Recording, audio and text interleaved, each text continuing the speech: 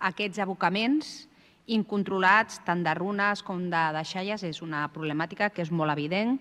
que la patim directament als municipis i especialment la ciutadania i, per tant, és molt important poder donar solució a aquesta problemàtica. Amb la nostra esmena, entrant en matèria, el que preteníem era sobretot posar el focus en qui havia de liderar aquest pla d'acció per poder reconduir la problemàtica, una problemàtica que no només és un problema, que en algunes ocasions fins i tot és un delicte. I és molt clar que aquesta competència és de la Generalitat de Catalunya, dels departaments competents, de l'Agència de Residus de Catalunya i per tant, agraïm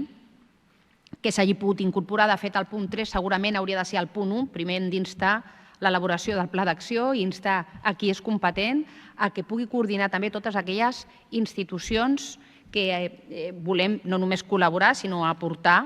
el coneixement, l'experiència i fins i tot els recursos a poder fer-ho. I aprofito, tot i que no surt a la moció, a recordar que en aquest moment la llei de residus és en seu parlamentària i també caldria donar-li un impuls important a la seva aprovació perquè necessitem el marc legal, necessitem la llei, necessitem el pla d'acció que diu la moció i necessitem sumar aquests esforços per poder reconduir tot això.